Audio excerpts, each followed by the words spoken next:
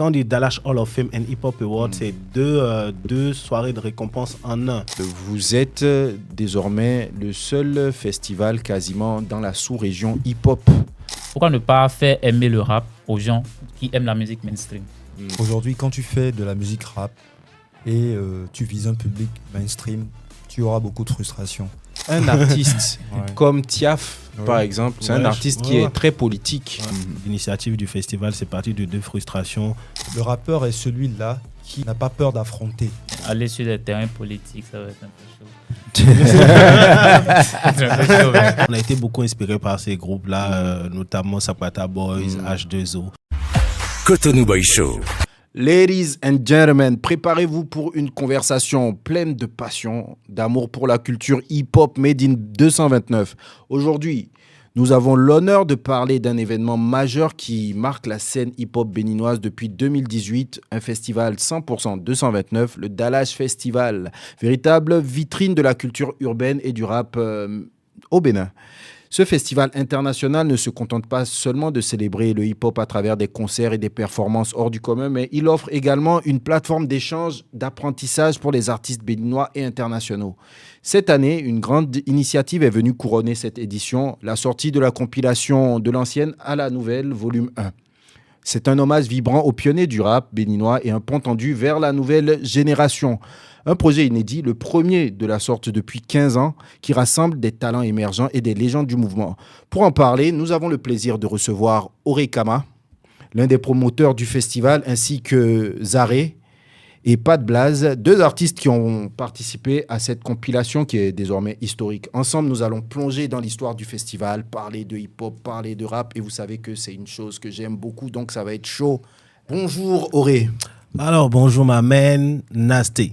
Comment ça va? Ça va tranquille. Ça fait plaisir de te recevoir. C'est moi. Ça fait plaisir de vous recevoir. Bonjour Zaré. Bonjour. Bonjour Pat Blaze. Bonjour. Comment ça va? Super bien, je pète la forme. En forme? La forme. Ok. Alors Auré, Yes. Dis-moi. promoteur du festival Dalash, toi-même t'es rappeur. Ouais. Donc, et le rap, ça en est où? Ça va pour l'instant, c'est vrai que c'est mis en berne à Ouais. cause des activités de l'association. Et comme tu le disais tout à l'heure, Auré promoteur, c'est pas Auré, c'est plutôt l'association Innovation qui est promotrice en fait du festival Dalash. C'est vrai qu'après, c'est nous qui sommes au devant de ces activités-là. Et oui, le rap pour nous, c'est pour l'instant en berne parce qu'il faut donner aussi de la chance à cette nouvelle génération-là. Question de corriger toutes ces erreurs que nous-mêmes, on a pu faire et ces erreurs-là qu'on n'a pas pu nous-mêmes colmater. Et c'est tard-là que nous-mêmes, on n'a pas pu colmater. Donc pour nous, c'est aussi une façon d'apporter notre pierre à l'édifice. Et c'est ce que nous faisons au travers de cette association et de ce festival. Ok, je rappelle pour les auditeurs que Auré, tu fais partie du groupe Mamba Noir. Exactement. Ok, un groupe qui a la spécificité d'allier, vois de venir. faire un mariage entre le rap Yes. et la culture béninoise. Exact. Donc, qui a marqué les années 2000 par son originalité. Si. On a été beaucoup inspiré par ces groupes-là, notamment Sapata Boys, H2O, tu vois, parce que pour nous, c'est vrai qu'il fallait faire du rap d'une autre manière, certes, mais aussi apporter cette touche identitaire-là. Ouais. Et pour nous, vu que on est vraiment ancré aussi dans ça, on a voulu quand même mettre ça au devant et voilà, apporter cette touche-là. Parce qu'on a passé à beaucoup de festivals aussi, c'est ça qui nous a permis de se démarquer et d'être repêché par ces bookers-là, ces tourneurs-là. Et c'est tout à votre honneur. Aujourd'hui, c'est à la mode. On a beaucoup de rappeurs qui s'inspirent de ça aujourd'hui. Si. Ce qui hier était entre griffes Diabolisé, caché, diabolisé, je et dis. aujourd'hui, c'est ce qui est, c'est ce qui est marche. tendance. Donc, c'est tout à votre honneur parce que vous avez pavé la voie. Sommes-nous pour pas que... futuristes? C'est ça. Hein, avant l'heure. Vous saviez que inévitablement on allait en venir là. Oui, il fallait ça. Il le fallait. Ouais, il le Tu fallait. connais ça? Pas mal. Tu commences fort. Alors, le festival Dalash, depuis 2018, avec la fin du hip-hop campé, vous êtes désormais le seul festival quasiment dans la sous-région hip-hop à continuer à donner une plateforme aux jeunes talents du rap et pour pouvoir faire vivre cette scène rapologique là au Bénin. Alors, est-ce que tu peux nous parler de ce festival qui est devenu une véritable plateforme pour la culture urbaine béninoise? Alors, faut dire que c'est parti de deux frustrations. L'initiative du festival, c'est parti de deux frustrations.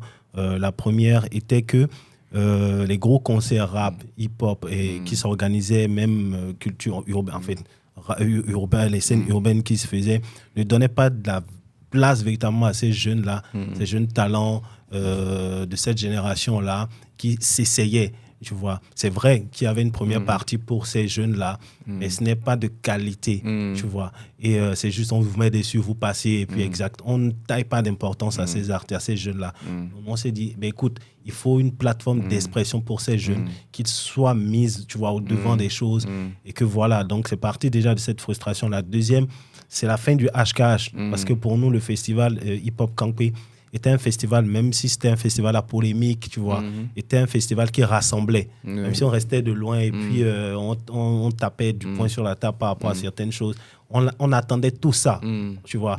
Donc c'était quelque chose qui rassemblait, qui amenait des artistes étrangers de la sous-région, etc. Et ça te permettait à l'époque de travailler, de se dire, ouais, je peux être appelé sur le Campé parce que le Campé est un rendez-vous, tu vois, inter aussi, tu vois. Donc, il n'y avait plus ça. On s'est dit, pourquoi ne pas prendre aussi, continuer, porter cette continuité-là. Et voilà, donc c'est pour ça on a initié, l'association a initié le festival Dalash. Et quels sont les objectifs à long terme du festival pour le Bénin? Objectif, il faut dire que nous...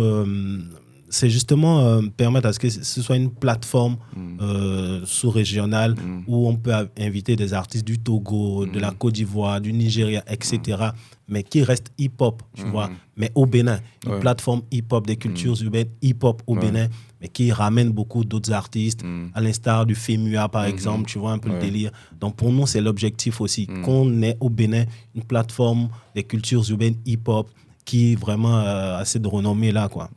Et à travers les différentes éditions, justement, on a vu vraiment un effort du festival d'internationaliser le festival. Je pense il y a 2 éditions, il y a quelqu'un qui est venu du Canada. Ouais, il y a Jam Khalil qui est venu du Canada, il y a un Burkinabé, D-King, il y a un Togolais aussi, un slammer. Et oui, on a essayé de ramener 2 à 3, déjà ou 4, je pense, même, artistes de la sous-région, même au-delà. Tu vois, Et arrivés, ils étaient très contents parce que c'est un moment de partage aussi. On essaie, parce que la façon de faire du rap au Canada, ce n'est pas la même. Tu vois. C'est vrai que la base, c'est le rap, mais cette culture autour, elle est différente de la culture qu'il y a autour du rap au Bénin. Donc c'est aussi un partage, c'est aussi de l'échange, partage d'expériences. J'étais très content de découvrir les jeunes, de découvrir les artistes du Bénin, faire des collaborations, voir les jeunes aller en rap fond et lui aller, parce que c'est un Libanais aussi, quoi qu'il réside au Canada, tu vois, amener de l'arabe aussi sur le truc. C'est vraiment quelque chose qui apporte un plus en fait à ça. Et ils étaient très contents. Le passage de D-King, le Burkinabé, c'est parce qu'il est venu à côté, il n'a jamais vu la plage chez lui. Donc, c'était aussi l'occasion pour lui d'aller à la plage. Donc, tu vois, il en a profité pour faire tout ça. Donc, c'était très content. Certains nous ont demandé de revenir et tout, on leur a dit c'est une question de budget aussi. Donc, il faut qu'on y repense et qu'on recalibre correctement les choses et qu'on donne aussi la chance à d'autres nations d'être sur le festival. Et tu me tends la perche parce que tu parles de budget. En tant que membre du mouvement, j'ai conscience un peu de la difficulté et je vous félicite pour ce que vous faites parce que c'est un travail de titan, parce que vous êtes venu à une époque où le rap, on va dire, a décliné. Je parle du mouvement rap, tu vois, en termes de tendance et tout ça. Vraiment effrité, et vous portez un festival dans cette période-là. Alors, c'est quoi les challenges? C'est quoi le secret? C'est quoi déjà les challenges auxquels vous êtes confrontés dans cette époque où le rap est difficile à vendre? Et la scène rap béninoise aujourd'hui, quel état des lieux vous faites? État des lieux, c'est vrai qu'aujourd'hui, tout le monde cherche à faire de la musique mainstream. Et ça a été justement le cas du débat au niveau des dernières rencontres au niveau du festival. Tout le monde a fait de la musique mainstream parce qu'on veut faire rentrer du cash aujourd'hui. Mais ce qu'on oublie, ou ce que les artistes, les rappeurs, qu'on oublie, je m'y inclus, c'est que si tu n'es pas bien formé, si tu n'as pas les bonnes informations, si tu n'as pas la structuration qu'il faut, tu peux beau faire, tu vois, cette musique mainstream dont on parle là, mais ça n'aura jamais un retour, tu vois, financier. Donc, il faut déjà partir. Le problème qu'a le rap, déjà, c'est de... Ces acteurs doivent pouvoir avoir l'information, se former, avoir une équipe, tu vois, solide. Quand on parle de formation, c'est bien sûr tout l'écosystème qui entoure le truc, se faire former. Et la difficulté aussi, c'est que il faut aussi noter que la démographie du Bénin. Parce que quand tu fais du rap, c'est une question de cible aussi. Tu vois, c'est une question de cible. Aujourd'hui, on a l'afrobeat, on a le rap, on a l'amapiano, on a tout ça. Et c'est une question de cible. Celui qui aime le rap, il est là. Tu vois, quand je prends la génération Nasty Nesta, Logozo, KIC, Diamant Noir, etc., cette génération qui avait écouté, qui avait consommé, même si le modèle économique derrière n'était pas bien construit, ceux qui écoutaient cette musique, le rap à l'époque, ils sont toujours là, mais ils ont grandi. Et aujourd'hui, ils ont le pouvoir d'achat. Tu vois, ils sont là. Donc, tant qu'on fera du bon rap, tant qu'on fera le truc, quand ce sera bien structuré, le public est là, on peut leur vendre le truc. Donc, c'est là aussi le problème. Et la démographie concourt, comme je le dis, on est 12 millions d'habitants, tu vois, et comparé à 40 millions, 100 millions, etc., tu vois, on ne peut pas comparer le public français au niveau démographique, tu vois. Donc, celui qui tape dans du rap au niveau de la France, il peut taper peut-être sur 15 millions de cibles. Au Bénin, tu tapes sur une cible à peine de 500 000 peut-être qui aiment le rap. Tu vois un peu la difficulté. Donc, on n'a pas de marché réel en réalité. À l'époque, il y avait ce marché, mais la structuration faisait aussi défaut. On le faisait par passion. On voulait montrer qu'on était fort, le flow, tout y était. Tu vois. Donc, il faut aujourd'hui qu'il y ait cette structuration-là, formation, etc. Et je pense que ça va marcher. Ok. Aujourd'hui, si vous pouviez ramener un pionnier du hip-hop béninois pour performer sur la scène du Dallage, ce serait qui? Ouais, ça, c'est une grosse question. Je dirais, toi, par exemple, Nasty, parce que, je le dis, tu sais pourquoi? Non. Si on compte, sauf si je me trompe, t'es cet artiste-là qui a fait plus de featuring dans le milieu rap. Je me trompe? Non, je pense. Donc, t'es plébiscité, tu vois un peu le délire. Donc, c'est possible, on peut t'avoir. Tu vois, quoique, voilà, il y a beaucoup d'autres artistes. Moi, je ne me considère pas comme pionnier. Hein. Ça, je ne sais pas pourquoi vous voulez tous me vieillir dans le game actuellement. Non, pas pionnier, parce que je sais, comparé à Pat Blas, comparé à Zare, par exemple, tu es de cette génération pour eux. Exactement. Qui est pionnier, tu vois un peu le délire. Donc, je pense, toi, il y a KIC, il y a Logozo, il y a Ishak, tu vois. Il y a tous ces artistes, Amir, tu vois, Kemtan, tous ces artistes-là. Pour nous, tu vois, c'est des artistes qu'on peut appeler. Et on le fait, on le fera. Je pense qu'on a fait le CCC. On a fait Jekila, tu vois. Voilà, Jekila, par exemple, tu vois. On a fait. Donc, chaque année, nous, on essaie de ramener ces artistes qui ont tracé le chemin pour montrer que, voilà, le hip-hop, c'est une question de... C'est pas seulement une question de génération, mais c'est aussi une question de sacrifice, d'abnégation que ces anciens-là on peut porter. Ok. Est-ce que tu peux nous parler d'un moment, ou le moment le plus insolite sur toutes les organisations du Dallage, hein, un moment insolite qui t'a marqué? Je me rappelle, la 6e édition, la 7e, la 6e, où il y avait le CCC, il y avait Vano. Et durant la semaine, tu vois, tout se passait bien. On avait fait toutes les activités, formations, rencontres professionnelles, tu vois, les chill, etc. Et le dernier jour, il faut faire le concert. On a la veille tout installé, on a mis les bâches, etc. Il fallait faire la balance, le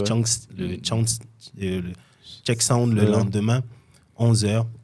Et la veille, déjà à 5h du matin, la pluie a commencé. Il pleuvait sans s'arrêter jusqu'à 17h. Et je te raconte pas, gars. Et on s'est vu entre équipes. On était au centre. On a dit, les gars, on fait comment? Il s'en est déjà 15h. On ne voyait pas les trous. On se dit, on fait comment? On reporte. Qu'est-ce qui se passe?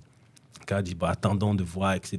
Et 17h, 17h30, ça s'est calmé. Le soleil a commencé par se ramener. Et on a plus fait de check sound, tu vois. Et on a démarré les choses légèrement comme ça. Les gens, les artistes passaient, le line-up était en train d'être effectué. Et il y avait Jekila qui devrait être là. Mais à la dernière minute, un gros voyage, etc. Donc, il a fait une petite vidéo, il nous l'a envoyé. Donc, on devrait diffuser la vidéo. Et on devrait diffuser la vidéo. Et ensuite, le CCC allait passer. Donc, on diffusait la vidéo. On était presque déjà à la fin de la vidéo pour annoncer le CCC et la pluie. Ouais. La pluie a commencé encore. La vie d'organisateur d'événements au Bénin. On s'est dit, mais ça, c'est quoi? Et tu vois, on a pris les mesures qu'il faut.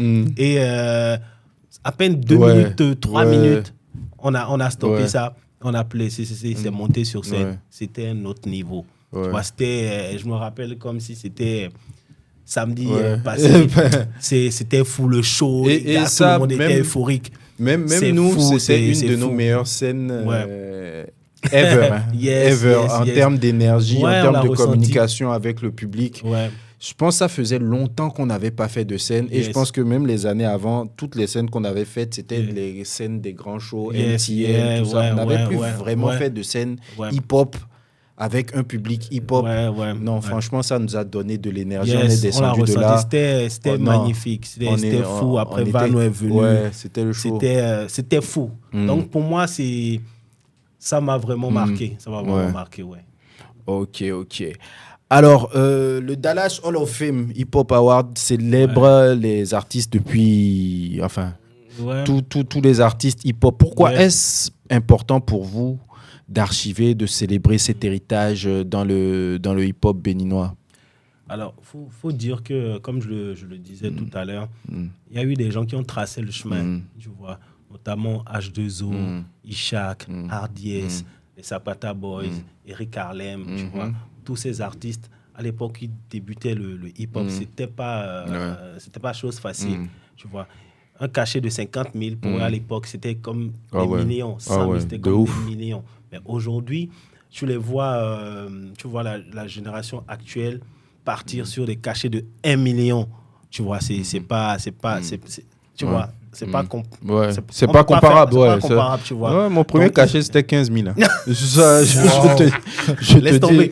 te dis là, et c'était un cachet. C'était même pas déplacement. C'était un cachet, 15 000. Imagine, tu vois un peu. Aujourd'hui, la génération actuelle, tu vois, c'est des 1 million, 2 millions, même au-delà, tu vois. Donc, il y a eu un sacrifice, il y a un chemin tracé pour qu'aujourd'hui, ils puissent prendre 1 million, tu vois. Donc, pour nous, quand on dit Dallas Hall of Fame and Hip Hop Award, c'est deux soirées de récompense en un, tu vois, où on a les Hall of Famers, ces artistes qui ont impacté, ces artistes pionniers, les rappeurs pionniers qui ont impacté, tu vois, de leur carrière, de leur, je vais dire, action, tu vois, au niveau de la culture, au niveau de l'écosystème du hip-hop. Donc, pour nous, c'est de leur rendre hommage, de leur dire, on vous amène au rang de légende, tu vois. Donc, on a la catégorie des performeurs, la catégorie des pionniers, la catégorie des animateurs hip-hop, tu vois.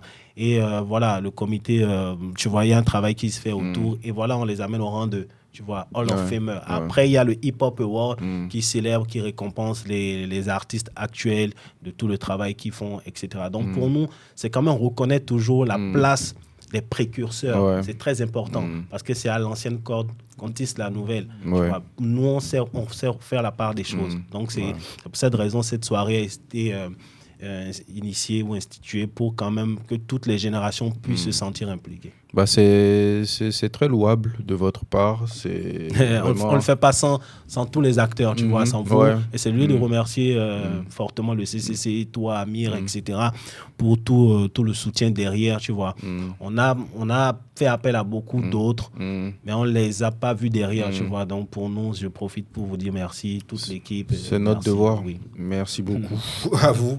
Donc, ça me fait la transition de l'ancienne à la nouvelle. Volume 1, c'est la première compilation de rap depuis bientôt 15 ans. Ouais. Pourquoi c'était essentiel pour vous de lancer cette compilation maintenant et comment est-ce que vous espérez que ça impacte les deux générations, en fait, l'ancienne et la nouvelle?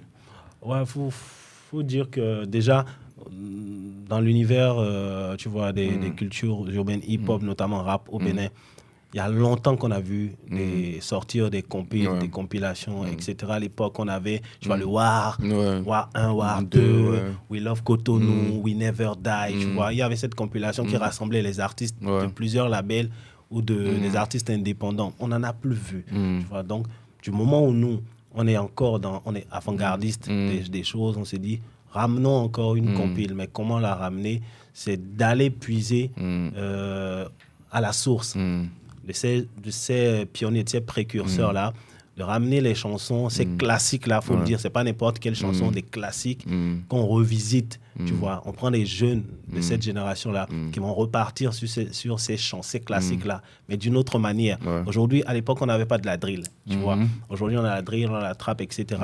On va prendre ces chansons, on peut en faire de la drill, au travers de réadaptation, on peut en faire de la drill.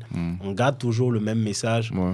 Et les gars, on y va. Tu vois, question de reconnaître toujours cette place-là à cette génération qui a tracé le chemin. Et c'est ça qui a donné naissance à la compilation où on a 8 classiques, notamment Né pour briller, Le Diamant Noir, Dans ta zone de Takakro, dont tu as fait partie.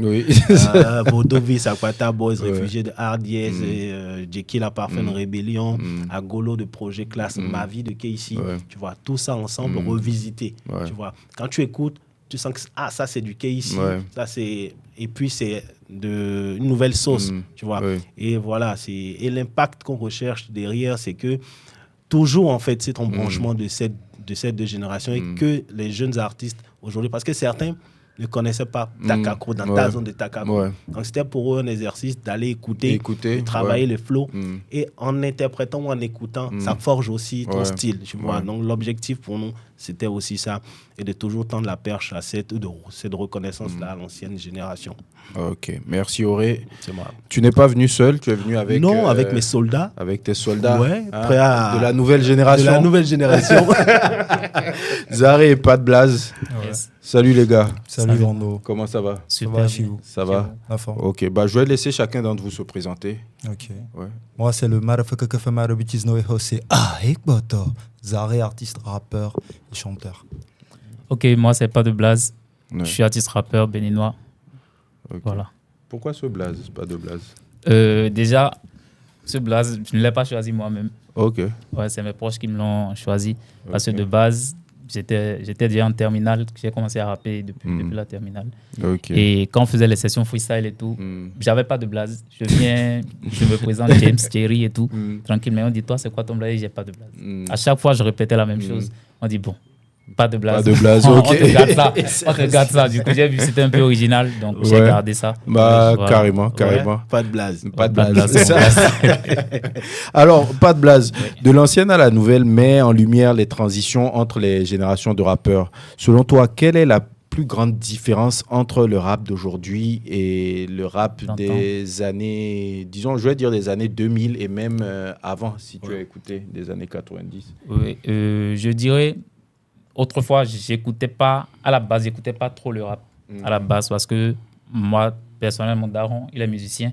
Ok. Il est musicien, il fait les instruments, fanfare, saxophone, tout ça. Donc, j'écoutais pas trop le rap. J'étais plus le jazz, tout ça. Donc, après, j'ai découvert le rap au secondaire. Et j'ai apprécié. J'ai découvert le rap grâce à Blaze, à l'époque, Rimka, tout ça. Mais qu'est-ce qui t'a plu dans le rap? Moi, c'est l'image des artistes. Ok. L'image, et vous sentez une certaine assurance. Quand j'écoutais les rappeurs, tout ça, je me dis, mais eux, ils sont bien sûrs de tout ce qu'ils disaient. Ils avaient une certaine confiance, quoi. Donc, moi, j'aimais bien ça. Okay. J'aimais bien ça, c'est ce qui me captivait plus. D'accord. Et Zaré, toi, tu penses que quelle est la différence majeure entre le rap actuel et le rap de l'époque? Pour le rap de l'époque, je pense que ça défendait des causes, ça dénonçait. Et le rap actuel, le rap de ma génération, c'est beaucoup plus un rap qui a été dilué. Un rap qui s'adapte aux réalités actuelles et en marchant sur la tendance. Donc je crois que c'est la différence qu'on peut noter entre les époques. Entre les deux écoles, ok. Le rap est a toujours été vu à compte courant. Bizarrement, même quand le rap était à la mode, ça a toujours été une musique à contre-courant de la société, de la musique mainstream. Mais aujourd'hui, ce qui marche, c'est la musique mainstream. Comment est-ce que vous arrivez à gérer votre direction artistique, ou comment est-ce que vous voyez votre carrière entre le rap pur et la musique mainstream? Est-ce que vous voulez faire du rap mainstream? Comment est-ce que vous gérez ça? Moi, personnellement, j'essaie de m'adapter. Pas m'adapter au point de faire tendance. Mais pourquoi ne pas faire du rap une musique mainstream? Pourquoi ne pas faire du rap et de l'ancien rap une musique mainstream? Pourquoi ne pas faire aimer le rap aux gens qui aiment la musique mainstream? Bien vrai, il y a un public là, un public qui aime le rap, mais nous tous on sait que ce public n'est pas, la densité de ce public n'atteint pas la densité du public qui écoute la musique mainstream actuellement. Donc, moi, je pense que rester fidèle à ce qu'on fait, c'est la meilleure des choses. Tu fais ce que tu fais, et si tu le fais bien, je pense que les gens vont forcément aimer ce que tu fais. Ok. Zari, tu as quelque chose à nous dire sur cette question? Bon, ce que je peux ajouter à ce que Pat Blaze a dit, c'est que déjà, aujourd'hui, quand tu fais de la musique rap et tu vises un public mainstream, tu auras beaucoup de frustration. Pourquoi? Parce que le public qui écoute de la musique mainstream est un public qui a des exigences. Par exemple, tu dois être en train de parler de ce qu'ils vivent d'une manière donnée pour qu'ils puissent s'intéresser. Parce que quand tu le fais en étant rap pur, dur, ils vont se dire, bon, ça c'est un truc qu'il fait comme à l'ancienne. Ils ne vont pas capter en fait le message que toi tu passes. Du coup, je pense que comment est-ce qu'on arrive à gérer ça de nos jours? On garde une certaine identité de rappeur sur n'importe quelle musique en fait. Ok. Donc, mais voilà. toi, par exemple, c'est quoi tes influences au niveau du rap? Qu'est-ce qui t'a donné envie de faire du rap? Si je me rappelle bien, j'ai commencé la musique avec le R&B d'abord, avant de m'intéresser au rap. Pourquoi? Parce que le rappeur est celui-là qui, comme Pat Blaze a dit tout à l'heure, n'a pas peur d'affronter. Parce qu'il y a cette énergie qu'il dégage, et c'est une énergie qui, moi, m'a toujours inspiré. Parce qu'un rappeur est engagé. Un rappeur, c'est pas une femmelette. Il assume ce qu'il dit en fait. Voilà. Il n'a pas froid aux yeux. Voilà, il assume. Donc c'est le côté là, sans oublier aussi le côté image, parce qu'il y a plusieurs images que les rappeurs envoient. Et c'est ce qui m'a motivé à m'intéresser au rap. Et j'ai été influencé par notamment la musique américaine. Mais au Bénin, j'écoutais aussi beaucoup de CCC. J'écoutais également Blaze. Et voilà un peu ce qui m'a influencé. C'est ça ta base. Ouais. Ok. Pour l'enregistrement de cette compilation, ça a été quoi le processus créatif? Le processus créatif. Déjà, on a reçu des instrumentales. Et on devait travailler là-dessus en s'inspirant de ce que les anciens... Voilà, des morceaux originaux. À la fois, ça nous a permis d'avoir de la ressource pour ceux qui ne maîtrisaient pas ces morceaux, de connaître les artistes et de voir comment est-ce qu'ils ont exprimé et passé leur message. Donc, on a eu à faire plusieurs sessions d'entraînement. Ça a été à la fois physique et à la fois musical. Ça a été vraiment une guerre. Et les plus forts s'en sont sortis. C'est ce que je peux dire. Avec fierté, je le dis, parce que si ça ne passait pas, ça ne passait pas. Donc, on a dû travailler sur les textes. Les organisateurs et l'équipe du Dalash, ils ont vu avec nous, sur tel morceau, on peut décider de choisir tel artiste en fonction de ce qu'il peut écrire là-dessus. Donc, je prends par exemple le morceau Ma vie de Casey, qui a été revisité. Qui est un de mes morceaux préférés de la compile. Je trouve qu'il est vraiment bien réarrangé, bien écrit, et les points de vue sont vraiment... Le storytelling même est vraiment bien fait.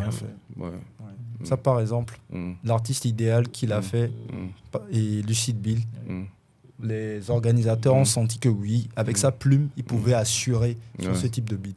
Parce que, par exemple, si on mettait du pas de Blaze, ça va être sur chaud. ça va être Ça va être une autre couleur carrément. Ce morceau aura une autre couleur carrément. Donc, voilà un peu comment ça s'est passé pour le processus. Ok. Et maintenant, entre vous, parce que vous êtes des rappeurs, est-ce qu'il y a eu de l'ego? Est-ce que vous avez dû gérer des égos entre vous? Est-ce que humainement, c'est passé avec tout le monde? Bon, ceux que je ne crois pas. Parce que... Mais... C'était chaud. Bon, c'était chaud? C'était chaud. Mais déjà de base, les artistes qui étaient sur la compile, les artistes qui ont bossé sur la compile, on se connaissait un peu sur les réseaux. Même si ce n'était pas physiquement, on se connaissait un peu sur les réseaux. Donc ça, c'était l'occasion de prouver ce que tu savais faire. Là, mais est-ce qu'à la génération des réseaux, là, parce que nous, à d'autres époques, il n'y avait pas les réseaux, mais tu entends qu'il y a un gars. Et vous venez à des endroits, tu le vois, on te dit, ah, c'est lui qui est comme ça. Et vous restez là, vous pouvez vous tester chaque semaine, vous allez vous voir. Personne n'ira l'un vers l'autre. Sur les réseaux, c'est la même chose. Actuellement, je pense que c'est presque la même chose. Parce que déjà, j'ai découvert, mon ami par exemple, je l'ai découvert sur les réseaux. On s'est connus sur les réseaux. Après, on s'est vu 1-2 fois à des sessions freestyle. Et il allait en freestyle, je suis allé en freestyle aussi. Mais j'ai vu, il a un niveau, j'ai un niveau. Donc, chacun respecte le niveau de l'autre. Chacun respecte le niveau de l'autre. Voilà, et après, on s'est rencontrés sur le Dalash. Dalash depuis 2016. Le 6e édition du Dalash. 6e édition du Dalash. 2021. Voilà, on était là et tout. Même le Dalash où le CCC était sur scène, il y a eu plus de jours là, on était là. Et l'année passée, le Dalash où il y a eu la compile, c'était chaud. On a reçu l'invitation de Innovation, par mail. On est venu, il y a eu une sélection, c'était chaud. On m'aime trop, vas-y, prouve ce que tu sais faire. C'est ça le rappeur en fait. Tu prouves ce que tu sais faire. Et il y a eu une sélection, c'était rude. Et après, les choses sont allées vite. Ok. Aujourd'hui, à ce niveau de votre carrière, c'est quoi vos rêves dans la musique? Personnellement, moi, j'ai un rêve assez grand. Et certains pensent que je suis fou. Mais je pense qu'ils vont comprendre avec le temps. Je le dis aujourd'hui, là, au cours de cette émission, peut-être cette vidéo va ressortir plus tard. Ouais, il faut. Donc, regarde comme ça, tu pourras dire oui, je l'avais dit. Personnellement, je rêve grand. Tourner dans le monde entier. Collaborer avec les plus grandes, les grosses têtes de la musique urbaine ou pas. Tous ceux qui font tous ceux qui sont d'actualité ou pas. Parce que l'actualité, tu es d'actualité ne veut pas dire que tu es le plus talentueux. Parce qu'il y en aura des talentueux qui ne seront pas d'actualité. Ce qui est sûr, je ferai parler de moi. Et même ceux qui sont dans les villages vont finir par m'écouter. Voilà. On retient ça. On va retenir ça. Écoute, dans 5 ans, on va ressortir la vidéo. Clairement. Et Zare, aujourd'hui, quels sont tes rêves dans la musique? Bon, moi, mon premier rêve dans la musique a toujours été d'être immortel. Pourquoi? Parce que l'artiste ne meurt jamais. Si, d'ici quelques années, on sait que telle personne a existé, on peut écouter ses œuvres et savoir que voilà, dans cette période, un peu comme le CCC par exemple, quand on écoute vos morceaux, on se dit oui, ça nous rend nostalgique de l'époque. Ça, c'est mon plus grand rêve. Aussi, je rejoins ce que mon frère a dit, tourner, découvrir d'autres personnes qui font la même chose que moi, voir en fait les réalités, découvrir à la fois de nouvelles personnes à travers les festivals, comme le festival Dallas par exemple, aussi faire rentrer de l'argent, c'est important. Parce que si ce que j'aime et je fais, ça me fait rentrer de l'argent, je suis totalement heureux. C'est ça. Donc voilà moi. Ok. Alors, le rap, à la base, c'est un art qui défend des causes ou qui défend des messages, qui prend position. Aujourd'hui, est-ce que vous, à travers votre art, la manière dont vous le faites, est-ce qu'il y a une cause que vous comptez défendre? Est-ce qu'il y a un message ou une philosophie que vous portez? Ou bien la philosophie, c'est où est l'argent? Donnez-moi. Make money. Ce qui correspond clairement à votre époque. Ouais, ma monnaie.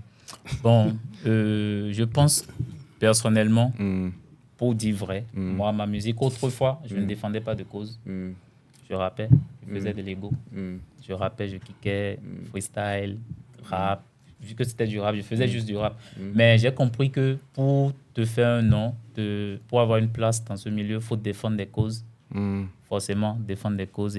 Parce que les gens qui vont t'écouter, ils ne vont pas t'écouter parce que tu es fort. Ils vont t'écouter parce que ta musique est en train de leur parler. Donc, je pense que ce qu'il faut faire, c'est défendre des causes.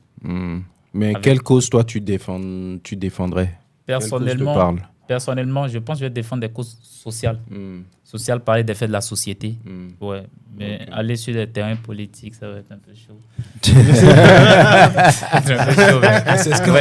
ne te demanderai pas pourquoi. En tout cas. Pas de problème. Ouais, voilà. Et arrête-toi. Quelle cause aimerais-tu défendre personnellement? En vrai, à cette question, j'y ai jamais pensé. Pourquoi? Parce qu'on a tellement de causes. On a des causes culturelles, on a des causes sociales, on a des causes politiques où, entre griffes, on ne regarde pas vraiment là. Parce qu'on ne veut pas s'aventurer sur des terrains aussi minés, même si le rappeur est celui qui a. Donc, comme cause, aujourd'hui, je vais dire, si dans ma musique, ce dont je parle, il y a des personnes qui se retrouvent dedans, moi, je pense que c'est une cause que je défends. Parce que si quelqu'un, par exemple, traverse des situations difficiles et que dans ma musique, mon rap ou mon chant, la personne arrive à se retrouver, ça lui redonne du courage, ça marche. Donc une cause d'espoir, par exemple, j'aimerais bien défendre ça. Et aussi emmener de l'espoir, emmener de la motivation. Voilà, de la motivation, de l'espoir, voilà. Ok. Mais je vais revenir sur le point politique où vous deux vous dites que vous ne voulez pas. Moi, je trouve que c'est quand même grave, hein, vous savez. Parce que je veux comprendre pour quelle raison. Okay. Parce qu'un artiste comme Tiaf, par exemple, c'est un artiste qui est très politique, qui a sorti des morceaux très politiques. C'est Radama Z. Voilà, Radama Z également. Tu vois, et ce sont des morceaux qui ont parlé.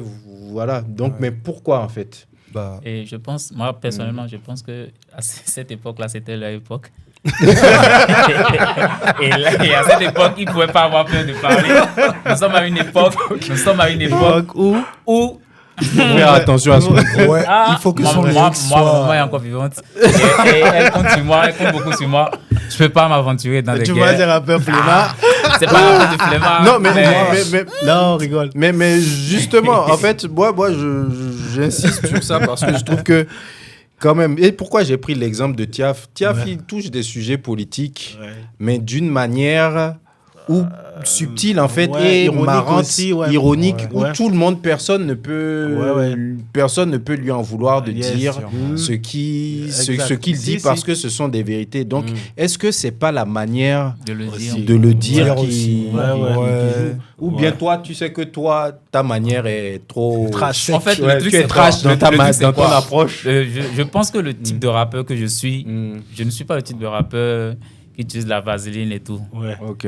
Qui va doucement. Direct, quoi. Moi, j'y vais direct. Sans vaseline. Voilà, je pense que ça va être très grave. Pour toi. Je préfère, ça va être personnellement, pour mon bien-être, on va aller là-bas. Il y a un philosophe qui dit connais-toi toi-même. Voilà. Donc, c'est ça. Ok, nous arrivons vers la fin de cet entretien. Même nous allons terminer avec des questions un peu imaginaires pour se marrer. Alors, ça, c'est une question pour tout le monde. Imaginez que vous devez organiser un battle entre deux légendes du rap béninois. Qui mettriez-vous face à face? C'est chaud. C'est chaud. Moi, je mettrais Nasty et Casey. Je voudrais bien voir ça. Écoute, normalement, je dois me sortir de la question. Je ne peux pas être juge et parti. Non, en tout cas, moi, j'ai donné quoi. Ok, moi, j'ai dit. D'accord. Après, Nasty et Casey. Je veux bien voir. Ça. Casey, c'est pas un petit morceau. Enfin, ça. On peut avec de la viande et beaucoup de choses. Après, il y a eu un Amir Casey. Il y a eu Amir Casey. On a vu ça, par exemple. Tu vois. Mais c'est pas aller loin, tu vois. Mais on attend peut-être. Ça peut arriver encore une fois, on sait jamais. Ouais. Bon, Écoute. Mais ça a manqué aussi. Tu sais, c'est tout ça qui a manqué aussi. Ouais. Pour que le rap puisse aussi vraiment ancrer la chose. C'est ça qui donne aussi, tu vois, les mousses de la chose. Ouais, c'est ça, et que tout le monde se fédère autour de la chose. On peut prendre parti, etc. Voilà, c'est ça, ça parle beaucoup. Ouais. C'est quand ça parle beaucoup que vraiment, tu vois, ça peut faire du chiffre aussi. Ok. Donc, c'est un plaisir. Pour ma part, je dirais, pour un battle, si je mettais Blaze et Amir El Presidente. Tu veux pas me faire ça? Ok, Blaze, Amir, c'est intéressant. Je crois que ça sera très intéressant. C'est intéressant. C'est deux styles totalement différents. Différents, mais chacun est incisif de sa manière. Et ouais. Chacun d'eux, je pense, a gagné tous ses clashs. Hein. Je pense, parce qu'ils ont eu tous les deux des clashs, de nombreux clashs dans leur carrière. Ouais. Et je pense que chacun d'eux a remporté tous ces clashs. Donc, Ami en a, hein. Ami a du palmarès. Hein. Oui, ça. Il vit de ça. Il aime ça. Non, c'est son marigot. J'allais partir sur Ami Blaze, mais je pense personnellement, et il y a 2 années que j'aimerais voir se rentrer dedans bien. Je pense que Rocaille a dit non, ça va le faire. Rocaille a dit non. Mais est-ce que, en fait, je pense que ça a eu lieu, mais est-ce que ça a eu lieu officiellement? Non, je pense que c'est des pics. Voilà, des pics. Mais il faut que ça se fasse, quoi. Faut que ça se fight. Voilà, faut que ça se fight. Là, ça va donner du tonus à la chose. Je vois ça déjà. Ça va être chaud. 3 tableaux. 3 tableaux. Casey, si tu es chaud. On va ça. Amir Blaze, si vous êtes chaud. On cale. Roca a dit non. Bon, a dit non, je sais que lui, il est tout le temps chaud. Tout le temps chaud. En fait, c'est pour ça. Mais a dit non, c'est pas Facebook. C'est pas Facebook. Tu rentres en studio. Et puis on fait ça. Ok. Et dernière question. Auré, si toi, tu devais rapper avec une seule personne, morte ou vivante, lors d'une prestation surprise au Dalash, qui serait cette personne? Rappeur? Ouais, rappeur. Béninois? Non. N'importe qui? Peu importe. Moi, je vais le faire avec Youssoupha. Ok. Ouais. Avec Youssoupha. Ouais. Pourquoi? Oui, parce que déjà, moi, j'écoute beaucoup du Youssoupha. J'aime sa tournure, j'aime la profondeur de ses textes, j'aime le style qu'il utilise, tu vois. Et des fois, j'ai envie des fois d'être ce rappeur qu'il est, tu vois. Ouais. Donc je me dis... Pour toi, c'est le rappeur ultime pour toi, en fait, en termes de style? Non, pas ultime, tu vois. Non, pas ultime. Mais, tu vois, j'aime bien son truc, tu vois. Donc, un feat avec lui, tu vois. Comme moi, j'ai vu le feat Suspect, Youssoupha, je me dis, pourquoi tu vois, un truc comme ça, tu vois, avec mon groupe, avec moi, tu vois. Ça allait le faire grave. Moi, je voudrais bien l'avoir en feat sur scène, tu vois. Moi, ça va être kiffant. Ok. Zari? Moi, peut-être ma réponse va vous surprendre, mais je dirais vous. Ok. Parce que déjà, moi, je suis très... Dans le groupe CCC, vous êtes mon favori. Ok. Ça, je vous le cache pas. Et si on devait faire une scène surprise, genre je suis là en Dizaré, il y a une surprise, un artiste va te rejoindre sur la scène, c'était vous, chaud. Je serais grave content, moi. Ok. Direct. Bon. Là, ça peut arriver. C'est ça. Ça peut arriver. Voir Auré. Ça peut arriver. On a l'art de faire ça. On a l'art de faire ça. C'est pas impossible. Ouais, j'aime beaucoup votre énergie. Vous êtes très polyvalent et très talentueux, si je peux m'exprimer ainsi. Et vous avez, comme moi j'écoute vos couplets, je me dis merde quoi. C'est chaud quoi. Okay. Ouais. En vrai. C'est quelque chose. En vrai. Raison de plus pour que le battle case y arrive.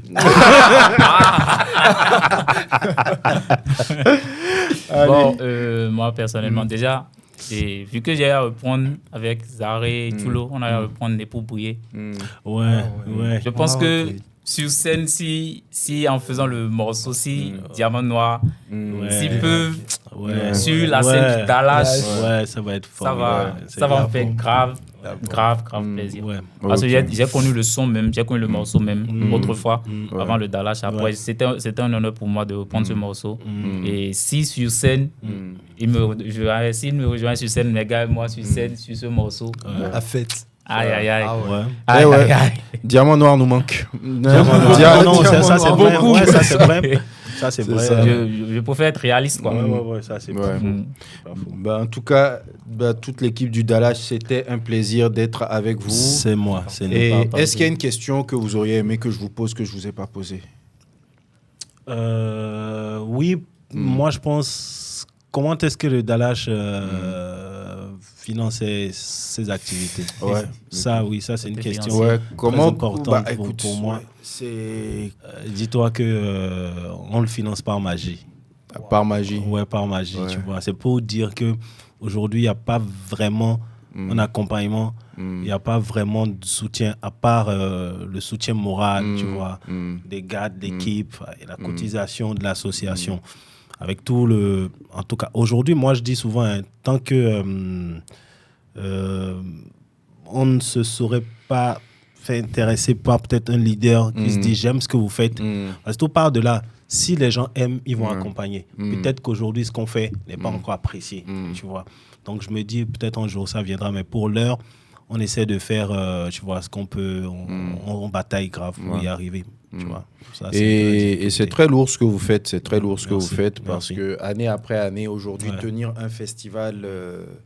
au Bénin, sans subvention, sur fonds propres quasiment, c'est pas facile. Il faut avoir le mental. Et à chaque fois, je vous demande. Et le pire, c'est que quand vous finissez un festival, on prépare en même temps. Vous êtes déjà un mois plus tard en train de préparer celui d'après. Je me dis, mais enfin. C'est la magie de la street. C'est la magie de la street. Nous a appris ça.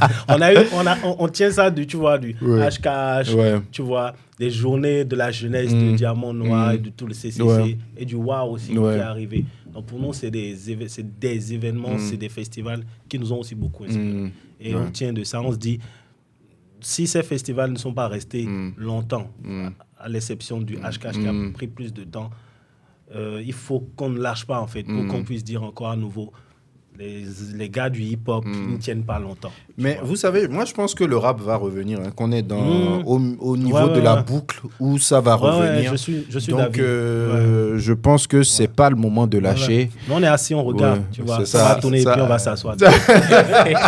C'est ce que je te souhaite, c'est ce que je vous souhaite. Big up à toi, big up à toute l'équipe derrière. Merci à Bip Radio, merci à Cotonou. Show. Merci. Et on est dans le Wincast Studio pour tourner cet épisode. Nous étions avec l'équipe du Dallage Festival, nous étions avec Zaré, avec Pat Blaze, et il y a tous les autres qui sont dans la pièce à côté. Big up à eux tous. Big up à eux tous et vive le hip-hop béninois. Et comme dirait Kevin Hardison, hip-hop never die. Seul mot. Cotonou Boy Show.